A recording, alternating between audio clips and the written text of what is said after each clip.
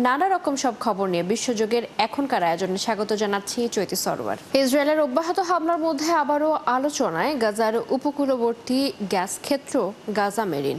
ফিলিস্তিন রাষ্ট্রের আন্তর্জাতিক স্বীকৃতি প্রশ্নে নতুন করে আলোচনা শুরুর প্রেক্ষাপটে এই গ্যাস ক্ষেত্র নিয়ে প্রায় 3 দশক ধরে চলমান রাজনৈতিক ও আইনি জটিলতা নতুন মোড় নিচ্ছে। বিশ্লেষকরা বলছেন, ফিলিস্তিন স্বাধীন রাষ্ট্র হিসেবে স্বীকৃতি পেলে গাজা মেরিনের মালিকানা এবং সেখান থেকে গ্যাস উত্তোলনের পূর্ণ অধিকার পাবে তারা, আর এতে বৈদেশিক সাহায্যের উপর নির্ভরশীলতা থেকে মুক্তি পাবে তারা। বিস্তারিত শারমিন স্বপ্নার প্রতিবেদনে। 2000 সালে গাজা মেরিন গ্যাস ক্ষেত্রটি আবিষ্কৃত হওয়ার পর থেকেই মালিকানা সংক্রান্ত জটিলতায় আটকে রয়েছে প্রকল্পটি। এর আগে 1993 সালের অসলো চুক্তিতে ফিলিস্তিনের উপকূলীয় জলসীমা এবং প্রাকৃতিক সম্পদ ব্যবস্থাপনার অধিকার স্বীকৃত হলেও 2015 সালে ফিলিস্তিন রাষ্ট্র জাতিসংঘের সাগর আইন বিষয়ক কনভেনশন UNCLOS এ স্বাক্ষর করার মাধ্যমে তাদের একচেটিয়া অর্থনৈতিক অঞ্চল দাবি করে। 2019 সালে তারা বিস্তারিতভাবে তাদের সামুদ্রিক সীমানার দাবি তুলে ধরে, কিন্তু তাতে বাদ সাধে ইসরায়েল। এই অঞ্চলের জলসীমাকে নো ম্যানস ওয়াটার হিসেবে চিহ্নিত করে মালিকানা নিয়ে বিতর্ক সৃষ্টি করে। জোন জি নামে পরিচিত এই অঞ্চলকে নিজেদের সামুদ্রিক এলাকা হিসেবে দাবি করে অনুসন্ধান লাইসেন্স জারি করে ইসরায়েল, কিন্তু ফিলিস্তিন ওই এলাকার 62% নিজেদের বলে দাবি করায় এই লাইসেন্স প্রকৃতপক্ষে বৈধ নয় বলে মত দেয় আইনজীবীরা। প্রকল্পটির সঙ্গে যুক্ত থাকা বিশেষজ্ঞ মাইকেল ব্যারনের মতে, এই প্রকল্প শুধু অর্থনৈতিক গুরুত্বই নয়, বরং এটি ফিলিস্তিনের রাজনৈতিক স্বাতন্ত্র্য ও সার্বভৌম অধিকারের প্রতীক। ব্যারন জানান, বর্তমান বাজার দরে এই গ্যাস ক্ষেত্র থেকে প্রায় $4 বিলিয়ন রাজস্ব আদায় সম্ভব, যা আগামী 15 বছরে ফিলিস্তিনিদের জন্য বার্ষিক $100 মিলিয়ন আয়ের পথ খুলে দিতে পারে। ব্যারনের মতে, ফিলিস্তিন স্বাধীন রাষ্ট্র হিসেবে স্বীকৃতি পেলে ইসরায়েল কোনো যুক্তিতেই গাজা মেরিনের মালিকানা নিয়ে প্রশ্ন তুলতে পারবে না। শারমিন স্বপ্না, 71। ফিলিস্তিনপন্থী বিক্ষোভে উত্তাল নিউ ইয়র্কের ইউনিয়ন স্কয়ার। মঙ্গলবার গাজায় মানবিক সংকটের প্রতিবাদে স্লোগান দেন হাজারো মানুষ। এই সময় বিক্ষোভকারীরা গাজায় খাদ্য সংকট ও অনাহারী শিশু মৃত্যুর জন্য ইসরায়েলকে দায়ী করেন। গাজার হামলায় ইসরায়েলি সরকারকে সহযোগিতা এবং ইসরায়েলের সামরিক অভিযানের জন্য মার্কিন সমর্থনের নিন্দা জানান নিউ ইয়র্কবাসী। খাদ্য সংকট দূর করে ত্রাণ কেন্দ্রগুলোকে নিরাপদ করার দাবি জানানো হয় বিক্ষোভ থেকে। পাশাপাশি দ্রুত যুদ্ধ বন্ধেরও আহ্বান জানান বিক্ষোভকারীরা। যুক্তরাষ্ট্রের নিউ ইয়র্ক শহরের মেয়র পদপ্রার্থী জোহরান মামদানির তীব্র সমালোচনা করেছেন ইসরায়েলের প্রধানমন্ত্রী বেনিয়ামিন নেতানিয়াহু। নিউ ইয়র্ক ঘিরে মামদানির আনা প্রস্তাবগুলোকে বোকামি বলে উল্লেখ করেছেন তিনি। নেতানিয়াহু বলেছেন, আগামী নভেম্বরে মেয়র নির্বাচিত হলে 1 মেয়াদের বেশি টিকবেন না মামদানি। দ্য ফুল সেন্ট পডকাস্টে দেয়া এক সাক্ষাৎকারে এসব কথা বলেন ইসরায়েলের প্রধানমন্ত্রী। আলাপচারিতায় উঠে আসে গাজায় চলমান সংঘাত, ইরান এবং মার্কিন প্রেসিডেন্ট ডোনাল্ড ট্রাম্প সহ নানা বিষয়। আলোচনার এক পর্যায়ে মামদানিকে ইহুদি বিদ্বেষী আখ্যা দিয়ে নেতানিয়াহুকে প্রশ্ন করা হয়। এরপরে তিনি নিউ ইয়র্ক নিয়ে এই মেয়র প্রার্থীর প্রস্তাবগুলোর সমালোচনা করেন। ডেমোক্রেটিক মেয়র প্রার্থী মামদানি বরাবরই ইসরায়েল এবং দেশটির সামরিক কর্মকাণ্ডের সমালোচনা করে এসেছেন। তিনি এও বলেছেন, মেয়র নির্বাচিত হওয়ার পর নেতানিয়াহু যদি কখনো নিউ ইয়র্কে আসেন, তাকে গ্রেপ্তার করা হবে। নতুন দফায় শান্তি আলোচনায় বসছে রাশিয়া ও ইউক্রেন। আলোচনা হবে বুধবারই। তবে আলোচনায় চমকপ্রদ কিছু ঘটবে এমন আশা না করতে জনগণকে সতর্ক করেছে ক্রেমলিন। মঙ্গলবার সাংবাদিকদের সাথে আলাপকালে ক্রেমলিনের মুখপাত্র দিমিত্রি পেসকভ জানান, বর্তমান পরিস্থিতিতে আলোচনায় কোনো অলৌকিক সাফল্য আসবে বলেও মনে করার কোনো ভিত্তি নেই। মস্কো নিজের স্বার্থ রক্ষায় প্রতিশ্রুতিবদ্ধ বলেও জানান তিনি। ইউক্রেনের এক জ্যেষ্ঠ কর্মকর্তা বলেন, ইস্তাম্বুলের আলোচনায় নতুন করে বন্দি বিনিময় এবং জেলেনস্কি ও পুতিনের সম্ভাব্য বৈঠকের বিষয়টি গুরুত্ব পাবে।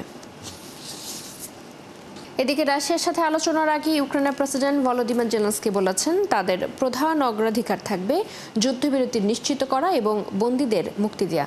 তিনি আরও বলেন, ইউক্রেন এবং তাদের অংশীদাররা রাশিয়ায় আটক বেসামরিক নাগরিক এবং শিশুদের ফিরিয়ে আনার জন্য কাজ করছে। আমরা বৈঠকের এজেন্ডা নিয়ে একমত হয়েছি এবং ইউক্রেনের জন্য মূল বিষয়গুলি চিহ্নিত করেছি। রাশিয়ার বন্দিদশা থেকে আমাদের জনগণের মুক্তি অব্যাহত রাখতে হবে এবং নতুন করে বন্দি বিনিময়ের জন্য প্রয়োজনীয় প্রক্রিয়া ইতিমধ্যেই শুরু হয়ে গেছে। আমরা আশা করছি এটি সফল হবে। চীনের প্রেসিডেন্ট শি জিনপিং এর আমন্ত্রণে দেশটিতে সফর করতে পারেন যুক্তরাষ্ট্রের প্রেসিডেন্ট ডোনাল্ড ট্রাম্প। মঙ্গলবার হোয়াইট হাউসে সাংবাদিকদের একথা বলেছেন মার্কিন প্রেসিডেন্ট। সাংবাদিকদের ট্রাম্প বলেন, প্রেসিডেন্ট শি তাকে চীনে আমন্ত্রণ জানিয়েছেন। রয়টার্স জানিয়েছে, চলতি বছরের শেষ দিকে ট্রাম্পের এশিয়া সফরের কথা রয়েছে। তখন দুই নেতার মধ্যে সাক্ষাতের বিষয়ে আলোচনা করেছেন ট্রাম্প ও শি জিনপিং এর সহযোগীরা। চলতি বছরের 30 অক্টোবর থেকে 1 নভেম্বর দক্ষিণ কোরিয়ায় অনুষ্ঠেয় এশিয়া প্যাসিফিক ইকোনমিক কোঅপারেশন সম্মেলনে যোগ দেওয়ার সময় চীনে যাত্রাবিরতি দিয়ে শির সাথে দেখা করতে পারেন ট্রাম্প। ট্রাম্পের এই সফরের উদ্দেশ্য হবে দুই পরাশক্তির মধ্যে বাণিজ্য ও নিরাপত্তা নিয়ে চলমান উত্তেজনার একটি সুরাহা করা। জাপানের সাথে সবচেয়ে বড় বাণিজ্য চুক্তির ঘোষণা দিয়েছেন যুক্তরাষ্ট্রের প্রেসিডেন্ট ডোনাল্ড ট্রাম্প। কয়েক মাস ধরে আলোচনার পর চুক্তিতে পৌঁছায় দুই দেশ। ট্রাম্পের তথ্যমতে চুক্তি অনুযায়ী যুক্তরাষ্ট্র জাপানি পণ্যে 15% শুল্ক আরোপ করবে আর যুক্তরাষ্ট্রে $550 বিলিয়ন বিনিয়োগ করবে জাপান। এই বিনিয়োগ থেকে 90% মুনাফা অর্জন করতে পারবে জাপান, এমন ধারণার কথা জানান ট্রাম্প। এই চুক্তির আগেই মঙ্গলবার মার্কিন মুদ্রার বিপরীতে সবচেয়ে বেশি শক্তিশালী হয় জাপানি ইয়েন, আর একই সময়ে দরপতন হয়েছে ডলারের। মঙ্গলবার ডলার ইয়েনের বিপরীতে 0.7% দর হারিয়ে 146.36 ইয়েনে দাঁড়ায়। সোমবারও এই হার ছিল 1% বেশি। 6টি প্রধান মুদ্রার বিপরীতে ডলারের মান পরিমাপ করা ডলার সূচক মঙ্গলবার 0.3% কমে 97.545-এ নেমে আসে।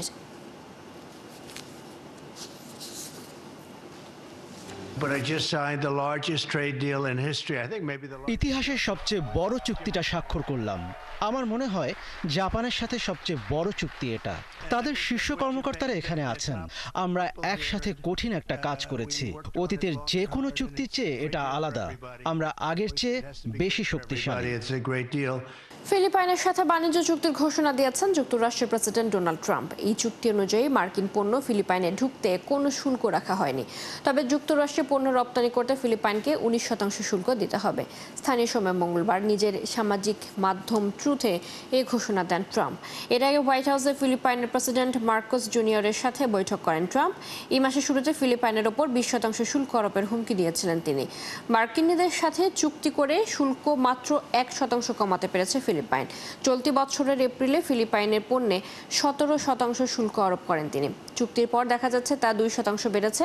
ফিলিপাইনের প্রেসিডেন্ট জানিয়েছেন তারা যুক্তরাষ্ট্রের সাথে সামরিক ক্ষেত্রেও কাজ করবেন, তবে কী ধরনের কাজ করবেন সে ব্যাপারে বিস্তারিত কোনো কিছু জানাননি তিনি। সংযুক্ত আরব আমিরাতের দুবাইয়ের আল আইরে রয়েছে ফল ও সবজির বিশাল বাজার। এখানকার 95% প্রবাসী বাংলাদেশি। বাংলাদেশের আম দুবাইয়ে রপ্তানি করে প্রতি বছর আয় করছেন বৈদেশিক ডলার। এই বাজারে বাংলাদেশে আম সহ অন্যান্য ফলের চাহিদা বাড়াতে দেশীয় ফল উৎসবের আয়োজন করা হয়। সহকর্মী লুৎফর রহমানের তথ্য ও আমিনুল হকের ছবিতে বিস্তারিত। বাংলাদেশের আম, কাঁঠাল, লিচু, জাম, তরমুজ সহ নানা মৌসুমী ফলের বিশাল মেলা বসে দুবাইয়ের একটি স্টেডিয়ামে। এই মেলায় বাংলাদেশি ফলের রপ্তানি বাড়ার আশা দূতাবাসের। আমাদের বাংলাদেশের ফ্রুটস এখানে ব্র্যান্ডিং হচ্ছে, পাশাপাশি আমাদের সংস্কৃতি, এই আমাদের যে ফলমূল খাবার অভ্যাস, এগুলো কিন্তু সংস্কৃতির অংশ। বাংলাদেশের সংস্কৃতিকেও কিন্তু আমরা এর মাধ্যমে তুলে ধরছি। আন্তর্জাতিক বাণিজ্যিক হাব দুবাইয়ে বিশ্বের নানা দেশের মানুষ ব্যবসা করেন। কেবল দুবাই নয়, সারা বিশ্বে বাংলাদেশি ফলের রপ্তানি বাড়াতে করা হয় এই আয়োজন। সংযুক্ত আরব আমিরাতের মধ্য দিয়ে সারা বিশ্বের মধ্যে দেখতে পারো যে বাংলাদেশের মধ্যে কি কি ফলগুলা পাওয়া যায়। যেহেতু আমাদের মৌসুম এখন শেষ পর্যায়ে, তারপরেও আমরা চেষ্টা করেছি আমাদের দেশের যে সমস্ত মৌসুমী ফল আছে সবগুলো আমরা নিয়ে আসার জন্য। অভিভাবকরা জানালেন, এসব আয়োজনের মাধ্যমে প্রবাসে বেড়ে ওঠা নতুন প্রজন্ম বাংলাদেশ সম্পর্কে জানতে পারে। আয়োজকদের ধন্যবাদ জানাই। আগামীতে মৌসুমী ফল উৎসবটা আমরা বড় আকারে চাই, পাশাপাশি জামদানি উৎসব, ইলিশ উৎসবের আমার সাধুবাদ রইল এই উৎসবগুলো যেন আয়োজন করা। অনেক টাইপের দেশি ফল ফ্রুট দেখলাম, আনারস দেখলাম, কাঁঠাল দেখলাম, তরমুজ দেখলাম, অনেক টাইপের এখানে দেশি ফল ফ্রুট আছে। এখানে আমার ফার্স্ট টাইম এরকম একটা ফ্রুট ফেস্টিভ্যাল আসা। এখানের মধ্যে অনেক রকমের ফ্রুটস দেখছি, তারপরে লাইক যেমন কাঁঠাল, আম। বাংলাদেশের ফল আর সবজি বিদেশে রপ্তানি করতে পরিবহন সুবিধা সহজ করতে সরকারের কাছে আহ্বান জানিয়েছেন সংশ্লিষ্টরা। আমার মনিরুজ্জামান বাবু, ৭১। এই ছিল আজকের আয়োজনে। বিশ্বের নানা প্রান্তে নানা রকম সব খবর নিয়ে কাল সকাল 9:30টায় আবারও হাজির হবে বিশ্বযোগ। চোখ রাখুন ৭১-এর ফেসবুক পেজে, সাবস্ক্রাইব করুন ৭১-এর ইউটিউব চ্যানেল। ৭১-এর সাথে থাকুন।